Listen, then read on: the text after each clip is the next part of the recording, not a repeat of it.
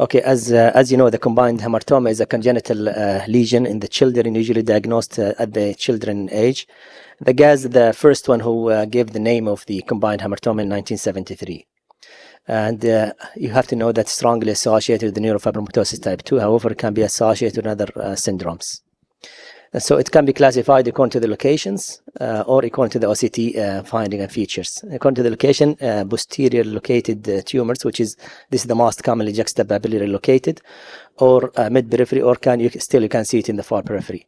According to the OCT features or finding, you can have it as only epiretinal components, or you can have a partial thickness, including epiretinal and partial thickness component, or you can have full thickness component, which involve the retina and the RPE.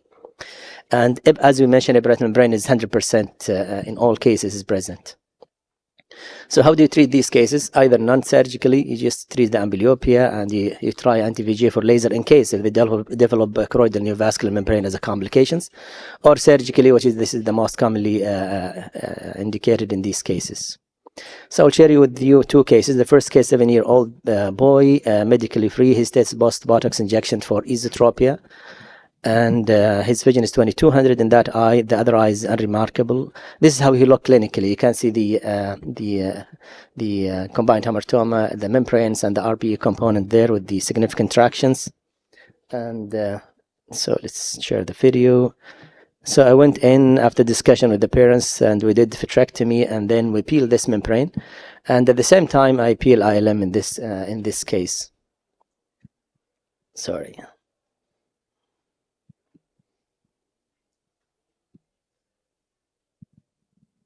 So we inject the membrane fluid, then I peel ILM in this child, and then we just close with the air. And I'm sure you can see this how significantly elevated retina there. We can see the retinal folds. Could you open the slides, please, again? Hello. So this is how he looked 1 year later. So in this case, you have to be very patient with the patient. So it's not a matter of couple of weeks or months that you have the retina settled down. You have to wait months and months to get the retina settled down. The vision improved to 20/60. The second, we report actually this case, and we discussed it here in this report. Shall we peel ILM in these cases? So our conclusion, I think we have to peel ILM in these cases. And the second case, 5-year-old boy, 21/60 vision in the right eye. The left eye is unremarkable. And this is how he looked clinically. It's a bit milder form compared to the previous case.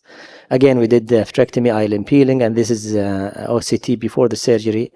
And this is how he looked 2 years later with the 20/40 vision.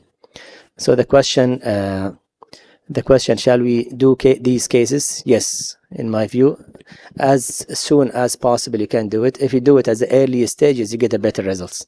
So you should not wait till the patient at past ambulogenic age group and then you do these cases. If you do it as soon as possible, I recommend to do it before 3 years, because the maximum growth of the eye is within the first 3 years of life. Thank you. Thank you, Dr. Yahya, for a very nice presentation. Dr. Singh, to operate or not? So this is the question of Dr. Yahya. I think congratulations for excellent result for your cases. I think it applies to most macular surgeries that if visual acuity is affected by coexisting ERMs, I think it makes sense of operating them. So I agree with your point that if a patient is deteriorating on OCT as well as vision, and both are correlating, then those are the cases which can be operated. But we see a lot of hematomas with ERMs with very good visual acuity. I think there most of us would like to observe. Very good. Dr. Moghazi? Yes, I think the timing of the surgery in those patients is crucial. I mean, I had a few cases of those, and I operated on maybe 10 cases throughout my career, and most of them, they did not show any improvement of vision. Most of them, because usually the other eye is good, is sound, and this eye is going to deep amblyopia, unless it's caught early. I mean, like in the first decade of life. Plus, you have other risks during surgeries for those patients in these young eyes with the, tough PVD and the possibility of creating cataract. So I think you have to weigh the benefit versus the risk. So I think a patient with initial very poor visual acuity, deep amblyopia, I won't operate on them. Dr. Tariq, apart from the deep amblyopia and the surgery, obviously you can do surgery. Do you think there is a structural defect in the retina itself in such cases? It depends on the visual acuity, and if you want to prevent like the risk of amblyopia. I don't know if these patients were operated on at the age of 5, so there's still room to save some sort of vision from amblyopia. But with any surgery, there is also tiny risk for retinal detachment in the future. Do you think the retina itself is like structurally this can pick up and treat the amblyopia? That's a great question. I mean, within the center part of the macula, we have this hamartoma. So Dr. Probably. Yahya, do you have an answer to this? Yes, as I mentioned, if you catch them, the problem with these patients, they present late. So most of them, they present beyond the amblyogenic age group. And that's why they are not improving, because the amblyopia is well established.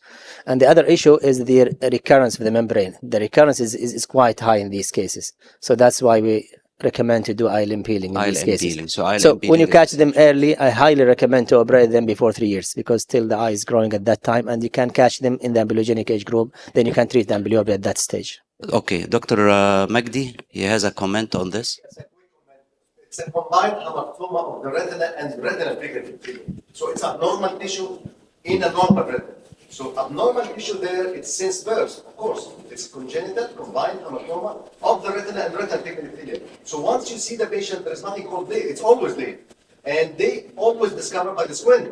So they're treated for squint, sometimes refer to us. So once you remove the membrane and everything, if the retina is disorganized, and this is the usual, all the retinal layers are disorganized. Once you remove the membrane, maybe you will stabilize the vision. But the hazard of surgery against the improvement of vision, I think hazard of surgery is more. Second thing, he said recurrence of the membrane. Dr. Yahya said recurrence of the membrane. This is again in children. Separation of posterior hyaloid is very difficult in this age. Removing dial M, sometimes PVR, sometimes you end up with phthisis bulbi. So again, if there is no visual prognosis, sometimes leaving the patient is much better. So you end with amblyopia and Yes. XT and things. You're already amblyopia. Thank you, Dr. Yahya, Thank for you. a very nice presentation discussion.